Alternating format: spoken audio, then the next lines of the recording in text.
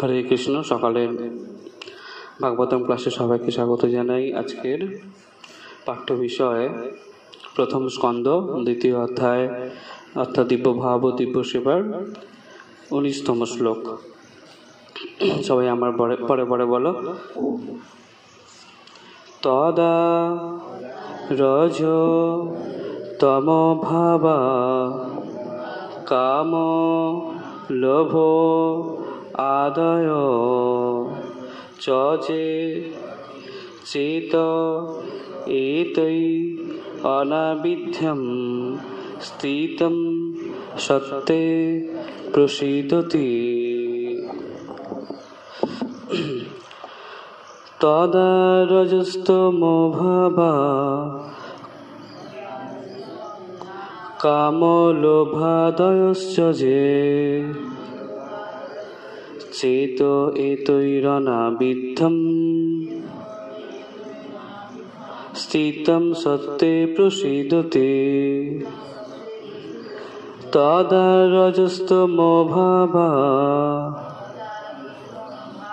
কাম লোভাদয়শ্চ যে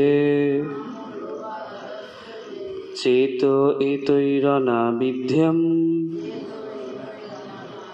স্থিতম সত্যে প্রসীদতে।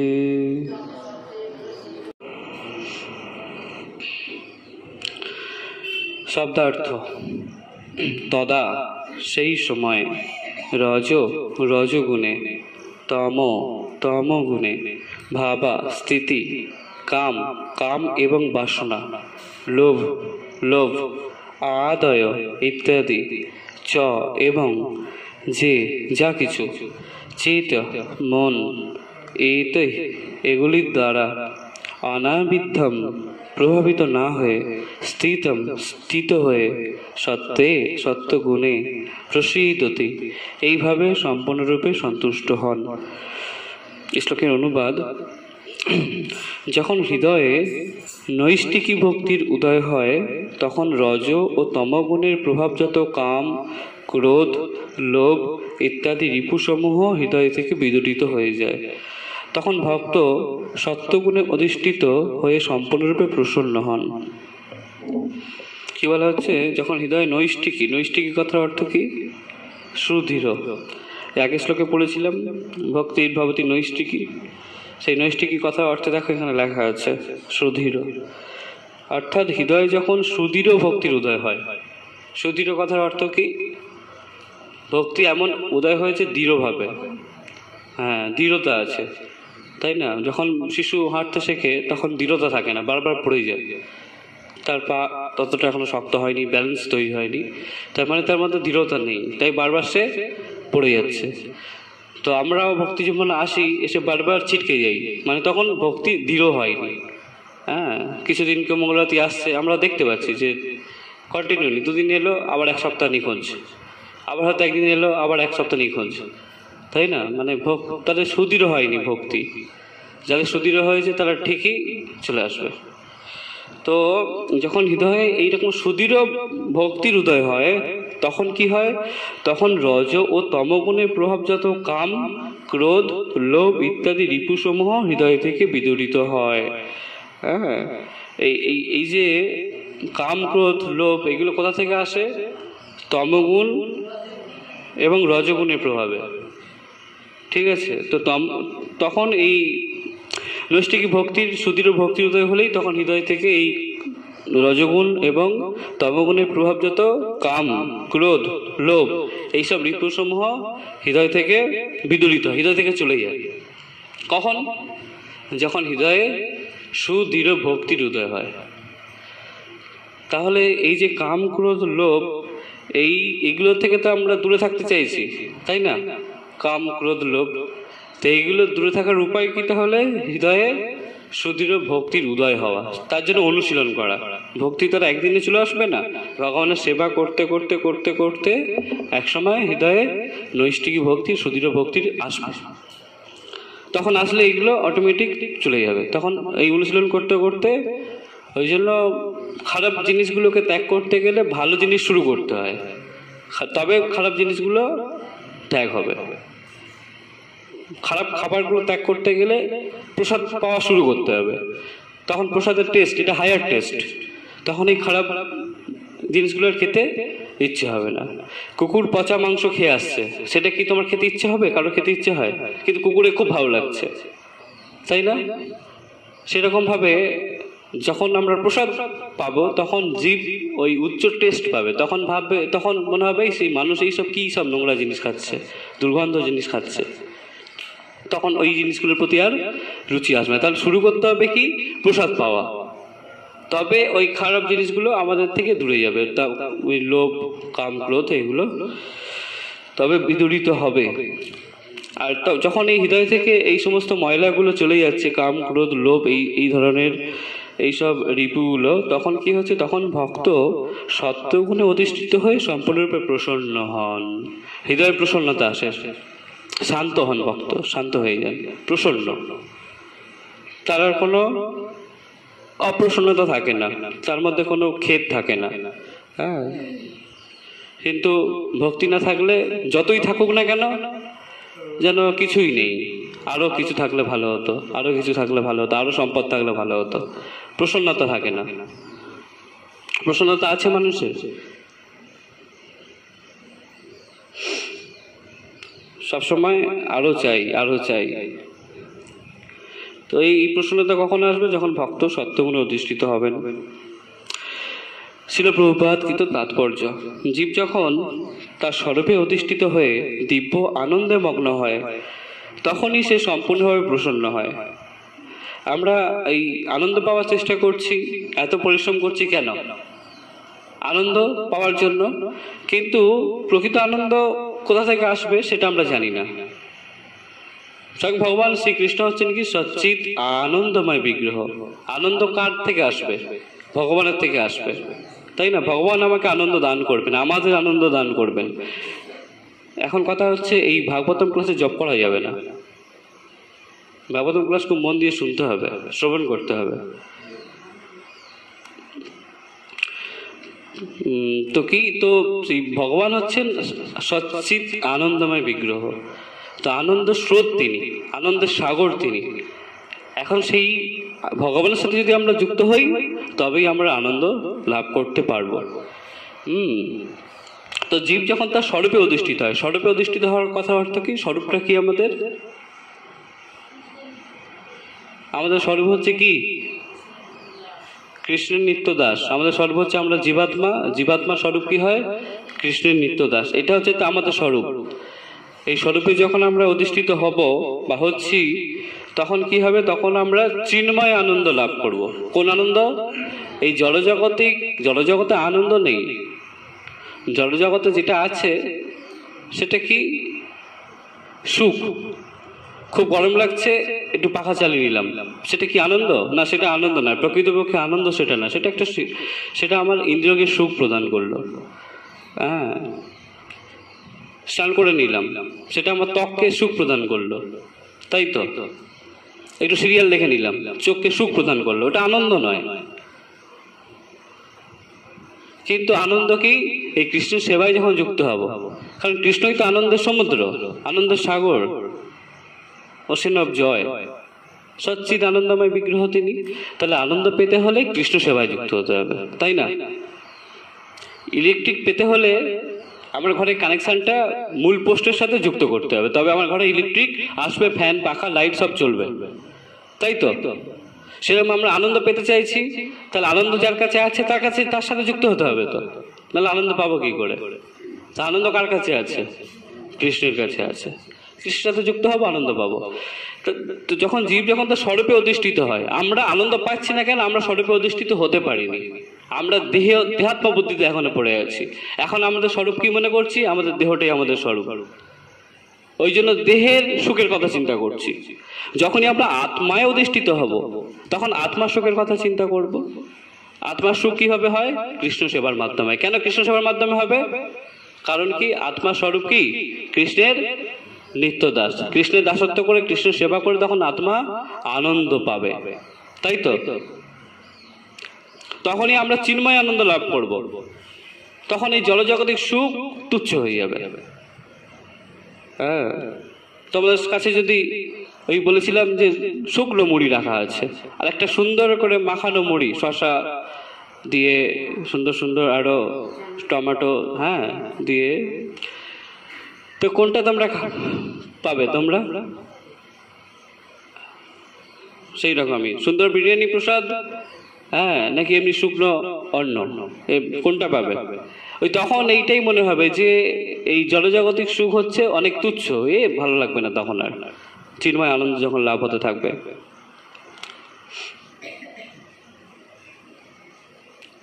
সেই অবস্থাকে বলা হয় ব্রহ্মভূত বা আত্মানন্দী অবস্থা। আত্মানন্দী মানে কি?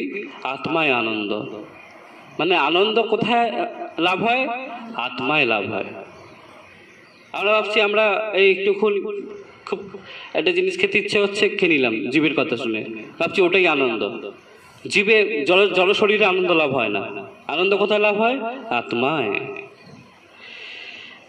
এই আত্মতৃপ্ত অবস্থা নিষ্ক্রিয় মূর্খের আত্মতৃপ্তির মতো নয়। নিষ্ক্রিয় মূর্খ অজ্ঞানের দ্বারা আচ্ছন্ন। নিষ্ক্রিয় মূর্খ অজ্ঞানের দ্বারা আচ্ছন্ন, সে জানে না যে তার স্বরূপ কি। জানে সে তার স্বরূপ, সে দেহজাত সুখ পাওয়ার জন্য সর্বদাই কর্ম করছে, সবসময় চেষ্টা করছে। তাহলে নিষ্ক্রিয় মূর্খ অজ্ঞানের দ্বারা আচ্ছন্ন, কিন্তু আত্মতৃপ্তি আত্মনন্দী জড়াতীত চিন্ময় স্তরে অধিষ্ঠিত। যে আত্মায় আনন্দ লাভ করছে, যে তার স্বরূপ জেনে গেছে যে আমি আত্মা, জীবাত্মা, তাই আমার কর্তব্য হচ্ছে ভগবানের সেবা করা। সে যখন ভগবানের সেবায় যুক্ত হচ্ছে, সেই রকম জীবাত্মা আত্মায় আনন্দ লাভ করছে, আত্মা আনন্দী, আত্মায় আনন্দ লাভ করছে। সে তখন জড়াতীত, জড়ের অতীত, এই জড়জগতের থেকেও সে মুক্ত। সে কারণ সে চিন্ময় স্তরে অধিষ্ঠিত, সে চিন্ময় আনন্দ লাভ করছে। পরমেশ্বর ভগবানের প্রতি অনন্য ভক্তিযুক্ত হওয়া মাত্রই এই স্তরে অধিষ্ঠিত হওয়া যায়। পরমেশ্বর ভগবানের প্রতি অনন্য ভক্তি মানে অনন্য সেবা। ভগবানের সেবায় যুক্ত হলেই হওয়া মাত্র এই স্তরে, কোন স্তরে? এই আত্মানন্দী স্তরে, চিন্ময় স্তরে অধিষ্ঠিত হওয়া যায়। জড়জগতে থেকেও সে তখন চিন্ময় স্তরে আছে, জড়জগতে, কিন্তু সে তখন থাকবে কোথায়? চিন্ময় স্তরে।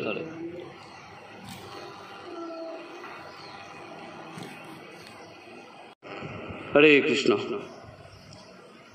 তাহলে পরমেশ্বর ভগবানের প্রতি অনন্য ভক্তিযুক্ত হওয়া মাত্রই এই স্তরে অধিষ্ঠিত হওয়া যায়।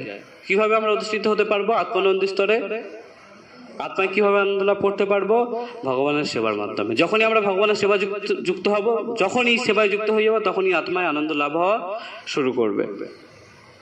এই চিন্ময় স্তরে আমরা অধিষ্ঠিত হতে পারবো। ভগবত ভক্তির নিষ্ক্রিয়তা নয়, পক্ষান্তরে তা হচ্ছে আত্মার স্বাভাবিক সক্রিয়তা।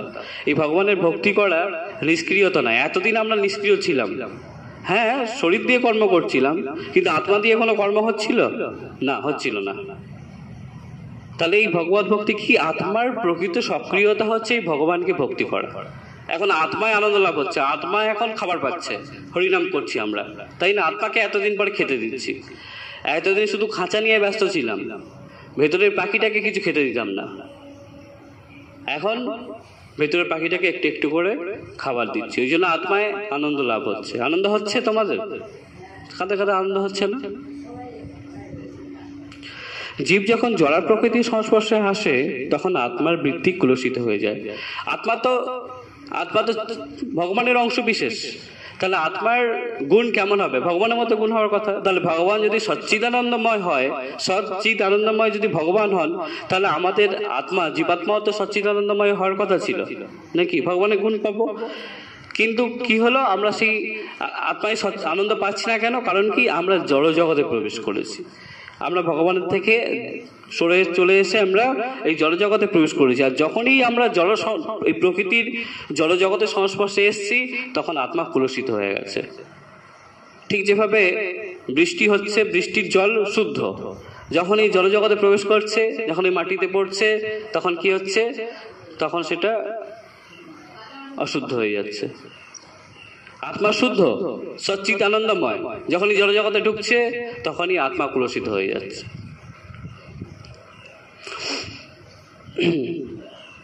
এবং সেই কুলসিত বা বিকৃত বৃত্তির প্রকাশ হচ্ছে কি? কাম, ক্রোধ, লোভ, নিষ্ক্রিয়তা, অজ্ঞান এবং নিদ্রা। এই আত্মার কুলসিত হচ্ছে, আত্মা নোংরা হচ্ছে। যখনই আত্মা নোংরা হয়ে যাচ্ছে, তার কি প্রকাশ ঘটছে? আত্মা তখন কি করছে? আত্মা তখন তার বিকৃত বৃত্তির প্রকাশ হচ্ছে। বিকৃত বৃত্তি, প্রকৃত বৃত্তি নয় এটা।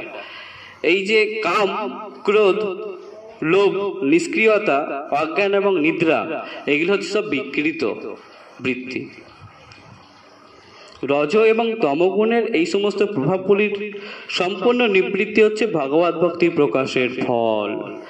এখন যদি আমরা এগুলো থেকে নিবৃত্তি চাই, এই কাম, ক্রোধ, লোভ এগুলো থেকে আমরা নিবৃত্তি চাই, তাহলে কি করতে হবে? প্রথমেই আমরা পড়ে নিয়েছি, ভগবানের ভক্তি করতে হবে। করলে এগুলো সব চলে যাবে। ভগবানের সেবা করলে এগুলো সব চলে যাবে। ভক্ত তৎক্ষণাৎ সত্যগুণে অধিষ্ঠিত হন এবং তারপর আরো ঊর্ধ্বে উন্নীত হয়ে তিনি শুদ্ধ সত্য বা বাসুদেব স্তরে অধিষ্ঠিত হন। যখন আমরা এই ভগবানের সেবায় যুক্ত হব, তখন হৃদয়ে তমগুণ, রজগুণ প্রভাব কমতে থাকবে। কারণ আমরা তো সাত্ত্বিক স্তরে আসার চেষ্টা করছি। এই ভোরবেলা ওঠা, মঙ্গলারতি করা, এগুলো তমগুণের মানুষের জন্য নয়, রজগুণের মানুষের জন্যও নয়। যারা রাজসিক সারাদিন পরিশ্রম করে ভোরবেলা উঠতে পারবে না, আর যারা তামসিক তাদের ভোরবেলার ঘুমটা খুব প্রয়োজনীয়। তারা যেন ভোরের ঘুম মানে একেবারে যেন কি একটা ঘুম ছাড়তে পারছে না। শুধু ভোরের ঘুম না, 8টা 9টা না বাজলে তারা উঠবে না। তামসিক যারা, ভোরের ঘুম, সকালের ঘুম সব প্রয়োজন তাদের। আর যারা রাজসিক সারাদিন প্রচুর পরিশ্রম করছে, ভোরবেলা উঠতে পারবে না। এইটা সাত্ত্বিক মানুষের জন্য, এই ভোরে উঠে স্নান করে মঙ্গলারতি করা।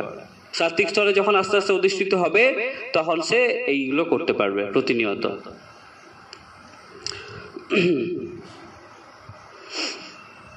তাহলে ভক্ত তৎক্ষণাৎ সত্যগুণে অধিষ্ঠিত হন এবং তারপর আরো ঊর্ধ্বে উন্নীত হয়ে তিনি শুদ্ধ সত্য বা বাসুদেব স্তরে অধিষ্ঠিত হন। তাহলে আমরা এই মঙ্গলারতিতে আসছি বা আমরা এই অনুশীলন করছি, তাহলে আমাদের আস্তে আস্তে সাত্ত্বিক গুণ বাড়বে এবং ক্রমশ এই তমগুণ, রজগুণ কমতে থাকবে। আর যত এগুলো কমতে থাকবে, তত এই রিপুগুলো অর্থাৎ কাম, ক্রোধ, লোভ এগুলো দূরীভূত হবে। তখন আমরা শুদ্ধ সত্য, ওই সত্যগুণের আরো ঊর্ধ্বে গিয়ে শুদ্ধ সত্যে অধিষ্ঠিত হব। এই শুদ্ধ সত্য স্তরেই কেবল ভগবানের প্রতি শুদ্ধ প্রেম লাভ করে তাকে চাক্ষুষ দর্শন করা যায়। আস্তে আস্তে আমাদের আস্তে আস্তে সাত্ত্বিক হতে হবে, সত্য স্তরে আসতে হবে, সত্য গুণে থাকতে হবে। তখন এই সত্য গুণে থাকতে থাকতে এক সময় আমরা শুদ্ধ স্তরে যাবো। আর শুদ্ধ স্তরে শুদ্ধ সাত্ত্বিক স্তরে কি হবে? তখনই আমরা ভগবানের প্রতি শুদ্ধ প্রেম লাভ করতে পারবো, শুদ্ধ প্রেম। এবং তখন ভগবানকে আমরা চাক্ষুষ দর্শন করতে পারবো। ভগবানের সাথে তখন আমাদের রিসিপ্রোকেট চলবে, তখন কথোপকথন, ভগবানের লীলায় যুক্ত হবো। ভগবান আমাদের সাথে তখন সেটা তোমরা বুঝতে পারবে, তোমরা সেগুলো বুঝতে পারবে।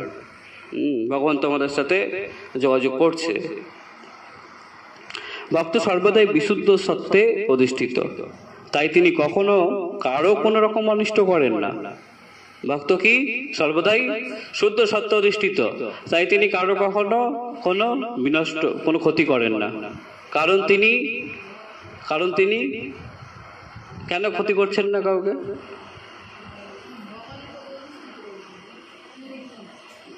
কারণ তিনি সমদর্শী, কারণ তিনি সমস্ত জীবের মধ্যে ভগবানকে দর্শন করছেন। ইতো নৃসিংহ পরত নৃসিংহ, যত যত যামি তত নৃসিংহ, বাহির নৃসিংহ হৃদয় নৃসিংহ। সর্বত্রই ভগবানকে দর্শন করছেন এবং ভগবানের মধ্যে সবকিছু দর্শন করছেন। আমার মধ্যে সবকিছু দর্শন করবে এবং সব কিছুতেই আমাকে দর্শন করবে, তাই না? কিন্তু অভক্ত সে যত শিক্ষিতই হোক না কেন, সর্বদাই অপরের ক্ষতি করার চেষ্টা করে। ভক্ত অশিক্ষিত হোক, জড়জগতিক অশিক্ষা থাক, তার জড়জগতে হয়তো তার শিক্ষা নেই, কিন্তু আধ্যাত্মিক শিক্ষায় সে উন্নত বলেই তো সে ভক্ত, সে কারোর ক্ষতি করবে না। কিন্তু একজন অভক্ত, সে যতই তার ডিগ্রি থাক, যতই তার শিক্ষা থাক, সে সর্বদাই অপরের ক্ষতি করার চেষ্টা করবে। ভক্ত মূর্খ বা আবেগপ্রবণ নয়, আবেগপ্রবণ নয়। এই কালকে বলছিলাম, 2 দিন এসেছিলাম, কান্নাকাটি করলাম, ব্যাস আর দেখা নেই। ভক্ত এরকম আবেগপ্রবণ নয়, ভক্ত খুব প্র্যাকটিক্যাল ভগবানের সেবা নিয়ে, সর্বদাই ভক্ত ভগবানের সেবায় যুক্ত থাকবে। অপরের অনিষ্টকারী মূর্খ বা আবেগপ্রবণ মানুষেরা বাহ্যিকভাবে যতই ভগবানের ভক্ত হওয়ার অভিনয় করুক না কেন, তারা কখনোই ভগবানের ভক্ত হতে পারে না। হ্যাঁ, ওই আবেগপ্রবণ মানুষ, অপরের অনিষ্টকারী, যারা অপরের ক্ষতি করছে, অপরের অনিষ্ট করছে, মূর্খ বা আবেগপ্রবণ মানুষেরা বাহ্যিকভাবে যতই তারা দেখা না কেন আমরা ভগবানের খুব ভক্ত, হ্যাঁ আবেগপ্রবণ তো তারা দেখলে মনে হবে এই সবথেকে বড় ভক্ত। হ্যাঁ, তো তারা যতই অভিনয় করুক না কেন ভক্ত হওয়ার, তারা প্রকৃতপক্ষে ভক্ত হতে পারবেন না। তারা কখনোই ভগবানের ভক্ত হতে পারে না। ভক্ত সর্বদাই ভগবানের সৎ গুণাবলীর দ্বারা গুণান্বিত। ভগবানের ভক্ত, হরে কৃষ্ণ, ভগবানের ভক্ত ভগবানের গুণাবলীর দ্বারা মহিমান্বিত। কারণ সেটা তো আত্মস্তরে আছে, তাই না? আত্মস্তরে যখনই থাকছে, তার আত্মা যখনই তার যখন হৃদয়গুলো থেকে দূরে যাচ্ছে, তখন তার হৃদয় শুদ্ধ হচ্ছে, তখন ভগবানের গুণগুলো প্রকাশ পাচ্ছে তার মধ্যে, তাই তো? তাই সে কি ভগবানের সৎ গুণাবলীর দ্বারা গুণান্বিত। আয়তনগতভাবে এই গুণাগুলির তারতম্য রয়েছে, কিন্তু গুণগতভাবে ভক্ত এবং ভগবান এক এবং অভিন্ন। অর্থাৎ গুণের দিক দিয়ে আয়তনগতভাবে আলাদা থাকলেও, বেশি কম হলেও, আয়তনগতভাবে কম বেশি থাকলেও সেই গুণ, কিন্তু গুণগতভাবে ভক্ত এবং ভগবান এক এবং অভিন্ন। ওই গঙ্গার এক বিন্দু জল আর পুরো গঙ্গার জল গুণগতভাবে এক, কিন্তু আয়তনগতভাবে আলাদা। সে বৃহৎ, আমরা ক্ষুদ্র, কিন্তু গুণগতভাবে এক। তার যা গুণ, এক বিন্দু গঙ্গা জলের যা গুণ, হ্যাঁ সেরকম ভাবে যখন ভক্ত এই শুদ্ধ সত্যে অধিষ্ঠিত হবেন, যখন ভগবানের শুদ্ধ প্রেম লাভ করবেন, তখন কি হবে? তখন এই আয়তনগতভাবে আলাদা হতে পারে, কিন্তু গুণগতভাবে ভক্ত এবং ভগবান একই গুণ। বোঝা গেল?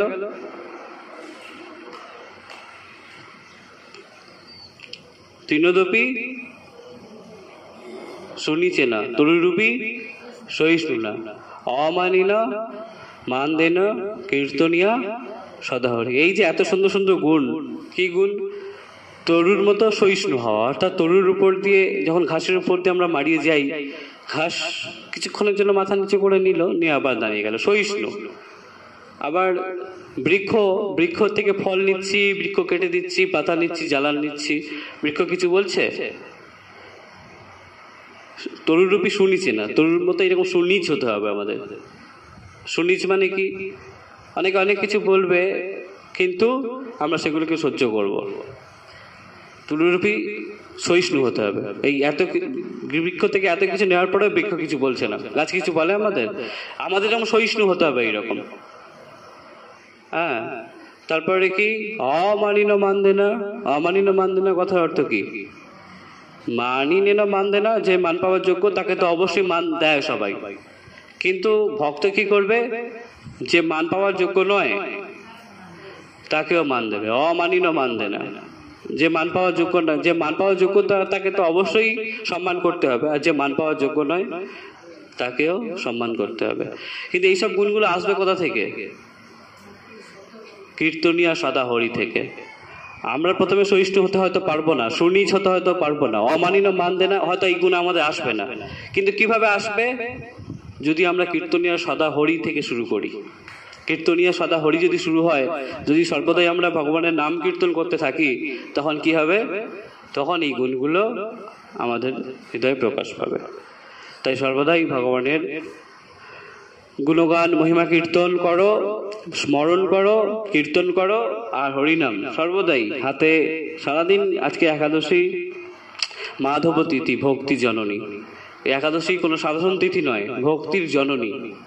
অর্থাৎ একাদশী যদি আমরা সঠিকভাবে পালন করি, তাহলে কি হবে? আমাদের ভক্তি বর্ধিত হবে, কৃষ্ণ ভক্তি লাভ হবে। তো একাদশী তিথি একটা সুযোগ, কৃষ্ণ ভক্তি, যারা কৃষ্ণ প্রেম চাইছে, কৃষ্ণের ভক্তি চাইছে, তাদের কাছে সুযোগ যে কি খুব সুন্দরভাবে তিথিটা পালন করে আমরা কৃষ্ণর যে প্রেম, সেটা আরো কিভাবে বাড়াতে পারি। মাধব তিথি ভক্তি জননী, ভক্তির জননী তিনি। হ্যাঁ, কৃষ্ণ প্রেম, কৃষ্ণ ভক্তির জননী তিনি আমাদের কৃষ্ণ প্রেম দান করতে পারেন, তুলসী মহারানীর মতোই। আজকে কোনো প্রশ্ন আছে এই শ্লোক থেকে? তাহলে এই পর্যন্ত থাকলো আজকে অল্প বিশ্রাম। কালকে পরবর্তী শ্লোক নিয়ে আমরা আবার আলোচনা করব। বাঞ্ছা কল্পতরুভ্যশ্চ কৃপা সিন্ধুভৈব চ পতিতানাং পাবনেভ্যো বৈষ্ণবেভ্যো নমো নমঃ। আনন্দ আনন্দ কোটি বৈষ্ণববৃন্দ কি জয়, শ্রীল প্রভুপাদ কি জয়, নিতাই গৌর প্রেমানন্দে। হরি হরি বল। হরে কৃষ্ণ।